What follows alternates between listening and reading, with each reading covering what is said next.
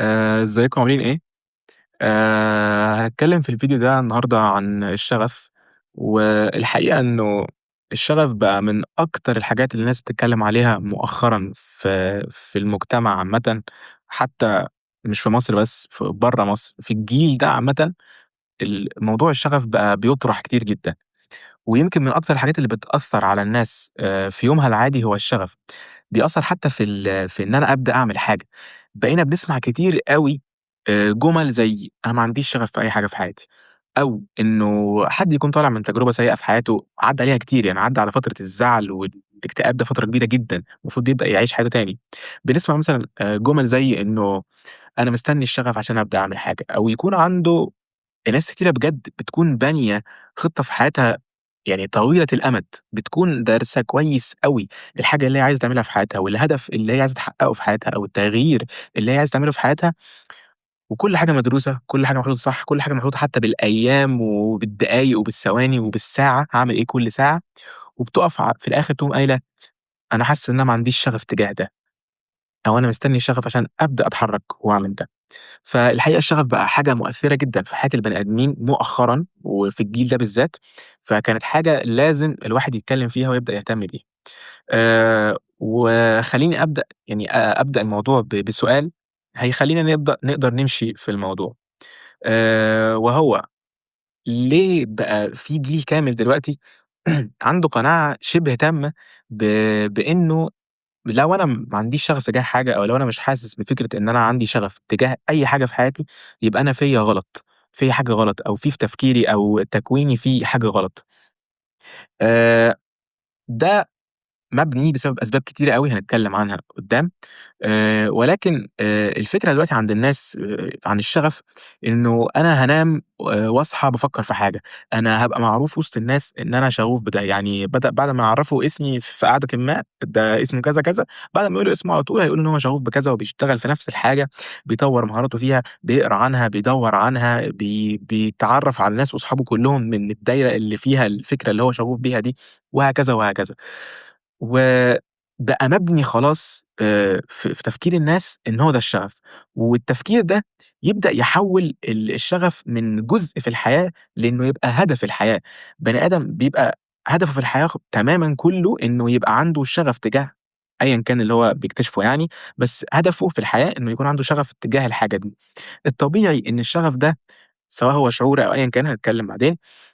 هو جزء من حياتي، هو حاجة بتدفعني إن أنا أكون أحسن من الناس في مجال معيّن أو في حاجة معيّنة، سواء شغل أو أيًا كان، هنتكلم برضه في النقطة دي. فهو جزء من الحياة، مش الحياة كاملة، مش إنه أنا لو ما عنديش شغف في حاجة يبقى أنا مش هاشتغل تمامًا، أو مش هاعمل مجهود تمامًا، أو مش هاحط طاقة في أي حاجة تمامًا. الفكرة اللي متصدرة مؤخرًا للناس والمجتمع في مصر وبرّه مصر، إن الشغف ده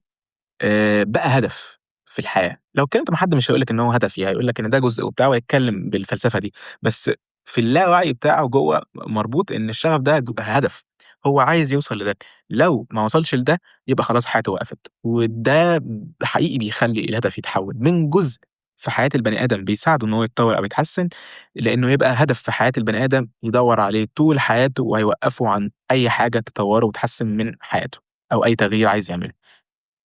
وده يخلّيني نطرح سؤال، مش يمكن التفكير ده هو اللي منعك إنك تكتشف أصلًا شغفك هو إيه؟ والسؤال ده لو إحنا مقتنعين بيه هيبدأ يخلّينا، يعني يودينا لسؤال تاني، هل الشغف ده حاجة بتتبني والّا حاجة أنا مولود بيها وباكتشفها؟ هنا هنقسّم الموضوع لرأيين، رأي بيدعّم فكرة الاكتشاف إن أنا مولود بيه، أنا في باله أو الرأي يعني هيكون إنه أنا مولود بشغفٍ ما ولازم أدوّر عليه في حياتي. الرأي التاني اللي مقتنع إن هو بيتبنى، بيفكّر بطريقة إنه والله أنا ممكن أعمل حاجة أنا مش حاببها في البداية، أبدأ أشتغل فيها، أبدأ ييجي لي قيمة منها، فأبدأ يكون عندي شغف تجاهها وأحبها.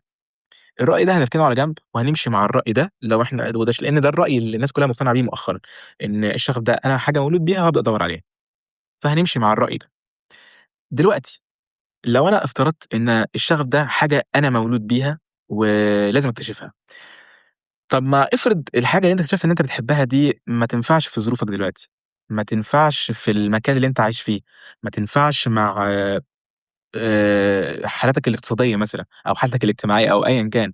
أيًا كان الظرف اللي موجود في حياتك دلوقتي، يمنعك إنك تمارس الحاجة اللي أنت حاسس بشغف تجاهها أو حاسس إن أنت بتحبها، لإن برضه بيتقال إنه اعمل اللي أنت بتحبه وخلاص، اللي أنت بتحبه اعمله مش مهم أيًا كان، طالما بتحب الحاجة دي اعملها وخلاص. طب ما افرض اللي أنا باحبه ده مش نافع، افرض الحاجة اللي أنا باحبها دي ما تنفعش تتعمل دلوقتي، افرض مش مسموح لي إن أنا أمارسها في بلدي دلوقتي، افرض أنا مسموح لي وكل الكلام ده كله، بس أنا ما أقدرش أعمل ده دلوقتي أو ما عنديش المجهود أو أنا أصلًا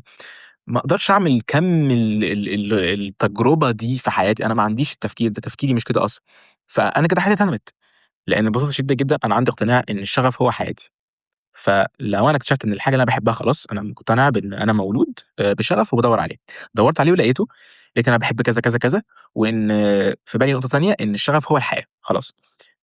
واكتشفت نقطة تالتة في الآخر إن اللي أنا باحبه واللي هو المفروض يكون حياتي مش عارف أمارسه في حياتي دلوقتي لأسبابٍ ما، أنا كده حياتي اتهدمت تمامًا. فدي ممكن تكون نقطة بتهدم فكرة إنه الشغف ده حاجة مولود بيها وبابدأ أدوّر عليها أبدأ أبُص للفكرة التانية بتاعة إنه الشغف ده حاجة بتتبني، يمكن حاجة أنا ما باحبهاش خالص وأبدأ أحبها لمّا أبدأ أجرّبها وتدّيني قيمة في حياتي. وفي نقطة تانية عايز أتكلّم فيها وهي الفرق بين الحماس والشغف، لإن ناس كتير أوي بتيجي تتكلّم في حياتها عامةً بتقول كلمة الشغف وهي بيكون قصدها حاجة تانية خالص، سواء حماس أو أيًا كان، بس بتكون دايمًا بتستخدم مصطلح الشغف ده في أماكن ما لهاش دعوة خالص بالشغف، مش معناها الشغف تمامًا. ف ببساطة شديدة جدًا الحماس هو إحساس بتحسه تجاه أي حاجة عامةً، بس إنك تقوم تعملها، يعني أنا جالي إحساس دلوقتي إن أنا عندي طاقة إن أنا أقوم أفرّغ طاقتي في أي حاجة، أيًا كانت هي إيه، ده الحماس. الشغف ده هو إن أنا هاعمل الحاجة دي لإنها بتدّيني قيمة حتى لو إحساسي بالحماس مش موجود، هاعملها مهمًا كان، لإن أنا بيرجع لي قيمة أو بيرجع لحد تاني قيمة من اللي أنا باعمله بترجع لي برضه في الآخر، باحس بيها فهاعمل الحاجة دي حتى لو أنا ما عنديش حماس، هانام وأصحى وأعملها بس من غير ما يكون عندي إحساس الدفعة ده، ما عنديش الحاجة اللي بتزُقّني ده اللي هو يالّا هاعمل ده عشان أنا جالي إحساس، لأ هو مش إحساس خالص، هو أنا فكّرت بمنطقية إن ده بيدّيني عائد في الآخر، بيدّيني قيمة في الآخر، فأنا هابدأ أعمل ده مهما كان أنا ما عنديش حماس. والحقيقة إن أنا عايز أقول جملة هتبيّن الموضوع أوي، لو أنت آآ كنت مستني إن ييجي لك كل يوم حماس عشان تبدأ تعمل حاجة، فالحقيقة أنت كده بتدوّر على شعور، ما بتدوّرش على الشغف خالص، لإن أنت ببساطة مستني إحساس ييجي لك عشان تعمل أي حاجة عامةً، مش عشان تعمل حاجة معيّنة، أنا عايز الإحساس ييجي لي عشان أبدأ ييجي لي طاقة فاعمل الحاجة، فأنا كده مش مهتم بالحاجة، لو ركزت هتلاقي إن أنت الحاجة ذات نفسها ما لهاش قيمة بالنسبة لك، لإن ما بتعملش الحاجة فترجع لك بقيمة، فده اللي يدفعك، فده اللي يدوّر المَكَنة، عملت حاجة ادّتني قيمة، القيمة اتحوّلت لطاقة تدفعني إن أنا أعمل حاجة، دايرة، بقت مَكَنة دايرة، لكن أنا مستني حاجة خارجية تدّيني دافع إن أنا أعمل حاجة أنا ما أحسّش بيها بقيمة، هتلاقي الخط ده ما بيرجعش، ما فيش طاقة، أنا الطاقة جات لي من برّه، خلّتني أعمل حاجة، الحاجة دي ما بترجعش تاني هنا تدّيني طاقة، فالدايرة هتُقف، ده يمكن سبب من الأسباب الأساسية اللي بتخلّي الناس توقّف في تغييرها في في الطريق بتاع تغييرها لحاجة أحسن في حياتها، يمكن ده بيوقّف، لإن هي بتجيب طاقة من حتّة غير الحاجة اللي هي عايزة تعملها أصلًا، فالدايرة ما بتكتملش، فالمكنة هنا ما بتمشيش، بتُقف لحد هنا. فده الفارق الكبير اللي بين الحماس وهو الشعور اللي أنا عايزه، اللي أنت عايزه بس يكفّيك فتعمل أي حاجة مش فارق إيه هي، وبين الشغف. الشغف هيخلّيني أعمل الحاجة مهما كان أنا عندي حماس أو لأ، لإن أنا جوّه تفكيري بالمنطق وبالعقل الحاجة دي بترجع لي بقيمة. طيب هنسأل برضه سؤال مهم، افرض أنا دلوقتي مش شغوف بأي حاجة في حياتي، في ناس برضه بتقول كتير أوي إن أنا ما عنديش شغف في أي حاجة، لإنها برضه بتفكّر بفكرة إن أنا مولود بحاجة وأنا بادوّر عليها. فخلّيني أسأل سؤال مهم، يعني هل الإحساس هو برضه اللي بييجي أول فتوصل لنتيجة؟ والّا أنت بتعمل حاجة توصّل لك نتيجة فتدّي لك إحساس؟ أعتقد إن المنطقي إن أنت بتعمل حاجة تدّيك نتيجة توصّلك لإحساس، فالمنطقي إن أنت تجرّب تعمل حاجة، اسأل نَفْسك هل أنت جرّبت أصلًا حاجات كفاية إن أنت تشوف عندك شغف والّا لأ؟ والّا أنت بس ماشي مع اليوم عادي، يوم بيعدّي في التاني، في التالت، أسبوع، أسبوعين، شهر، شهرين، تبدأ سنين تعدّي وأنت مستني شغف من غير ما تجرّب أي حاجة في حياتك. فده مش منطقي. وعايز أدّي مثال يعني مثلًا بجد، حاجة بجد هتكون واقعية جدًا من قلب التجربة اللي إحنا فيها، من قلب المجتمع اللي إحنا فيه، المجتمع المصري. معظم الرجالة في مصر بيعشقوا الكورة، ده يمكن أكتر معنى واضح للشغف في الكورة هو في الشعب المصري، في الرجالة المصرية. معظمهم بيموتوا في الكورة، معظمهم عندهم شغف كبير تجاه الكورة. فدلوقتي المنطقي إن الناس كلّها اللي مولودة بشغف مختلف بينها وبين بعض وتبدأ بقى تكتشفه في حياتها. المنطقي الناس كلّها مولودة بشغف واحد ويبدأوا يكتشفوه فجأة بالكورة. مش معقول الناس تفتكر كده مع الناس اللي بتحب الكورة وبتموت فيها وعندها شغف تجاهها اللي بيتفرّج، يفتكر كده الموضوع. هل الموضوع فجأة أنت قاعد لقيت نفسك بتحب الكورة فبدأت تلعبها وبدأت تتفرّج عليها، والّا أنت بتبقى غالبًا المسار ماشي كده، أهلك خلّوك تتمرّن كورة أو أنت بتلعب مع أصحابك في الشارع أو صحابك في المدرسة جرّبت تلعب معاهم كورة مرّة والّا أيًا كان، جرّبت تلعبها جالك إحساس أيًا كان بقى أنت حرّيف، أنت حسيت بإحساس حلو، أنت طلّعت طاقة، أيًا كان الإحساس اللي بييجي لك بس هو قيمة رجعت لك فخلّتك تحب الكورة. حتى خلّيتك دلوقتي حتى لو أنت دلوقتي مش عارف تلعبها، لو أنت خلاص عدّيت السِن إنّك تلعب كورة أو تبقى متمرِّس في لعبها أو أنت حتى مش حريف فيها، ده اللي بيخلّيك تتفرّج عليها لحد دلوقتي أو تلعب PlayStation كورة أو تلعب أي لعبة ليها علاقة بالكورة أو تتفرّج على كورة الليل نهار، متابع أخبار الكورة ليل نهار. هل ده جه علشان الناس كلّها مولودة بشغف إنها تحب الكورة، مش معقول، أعتقد ده أكبر مثال يهدم الفكرة إن الناس مولودة بشغف وبتبدأ تدوّر عليه. ده أكيد مش منطقي، الناس دي فإزاي الناس دي كلّها بتحب نفس الحاجة، الناس دي كلّها مولودة بنفس الشغف، مش معقول. ده يثبت إن الواحد محتاج يبدأ يجرّب في حياته حاجات options كتيرة جدًا في حياته يبدأ يجرّبها ويكتشف بعد كده هل هو حاببها والّا مش حاببها، لو مش حاببها خلاص تجربة، فأنا قدرت يعني لو أنا قدّامي ليستة كبيرة فيها حاجات تتعمل، فأنا اللي أنا جرّبته ما عجبنيش هاقدر أشطب عليه، فيبقى الحاجات اللي قدّامي أجرّبها أقل، بقت أقل وأقل لحد أمّا أوصل للحاجة اللي أنا هابدأ أجرّبها تعود عليَّ بقيمة، فابدأ أحس إن أنا باحبها. وده يخلّينا نروح لنقطة تانية. الناس برضه فاكرة إن الشغف متعلق بالشغل، يعني أنا لازم الحاجة اللي أنا أكون شغوف بيها هي الحاجة اللي أنا باشتغل فيها، يعني لازم أشتغل في الحاجة اللي أنا باحس بشغف تجاهها. وده برضه فكرة غلط متصدّرة لنا بسبب أسباب كتيرة هنتكلّم عنها في النقطة اللي جاية. مش لازم يكون الشغف في الشغل، مش لازم إحساس الشغف اللي هو إحنا قُلنا إن هو خلاص إحساس بقيمة بتعود عليَّ من نشاطٍ ما باعمله، مش لازم يكون جاي من الشغل، وإلا ده معناه إن أنا ما باعملش نشاط في حياتي غير في الشغل، ده مش منطقي. فلو أنت الحاجة اللي أنت يعني اللي أنت بتعملها في الشغل مش بتدّيك الإحساس بالقيمة أو الإحساس بالشغف، دَوّر عليها في حتّة تانية. يعني ممكن أبقى القعدة مع أهلي بتدّيني قيمة، إن أنا أساعد أهلي ده بيدّيني قيمة، أساعد صحابي ده بيدّيني قيمة، إن أنا أقعد مع أصحابي أسمعهم وأبدأ أدّي لهم حلول في مشاكل حياتهم، ده بيدّيني قيمة، وغيره، وغيره، وغيره. مش لازم تكون القيمة بس في الشغل، الشغل هو ما تبعدوش يا جماعة الحاجة عن الحاجة يعني هي مبنية لسبب، ما تبعدوش سببها الأساسي لسبب تاني، الشغل مش موجود عشان يبقى الشغف، ده مش بداية الشغل في الحياة، البني آدم بيشتغل عشان يجيب فلوس، دي حاجة أساسية في الحياة، لازم أشتغل عشان أجيب فلوس، مش لازم المصدر اللي يجيب لي فلوس ده يكون هو الحاجة اللي بتدّيني شغف، مش لازم خالص، الشغف ممكن يكون بييجي لي من 100.000 حاجة تانية، من رياضة بالعبها، من قعدة مع أهلي، من قعدة مع صحابي. مع مساعدة حد، ساعدت حد في حياتي، أنا باحب أساعد حد، باحب أسمع ناس، باحب أقرأ كتاب، باحب أعمل أيًا كان النشاط، بس هو حاجة بتدّيني قيمة، فمش لازم خالص تكون القيمة دي راجعة لي من الشغل، فنشيل خالص فكرة الربط بين إن الشغل هو الحاجة اللي أنا أكون شغوف بيها، لو أنا ما عنديش شغف في اللي أنا باشتغل فيه، يبقى أنا ما عنديش شغف في أي حاجة خالص، لأ، القيمة اللي بتعود عليَّ اللي هي بين قوسين الشغف، القيمة دي ممكن تيجي لي من أي حاجة في حياتي، مش لازم تكون من الشغل. آخر حاجة بقى عايز أتكلّم فيها بعد ما خلاص بدأت تدوّر على شغفك وتعرف إيه هو، ليه الواحد ممكن بعد كل ده يفقد الشغف؟ إذا كان أنا دلوقتي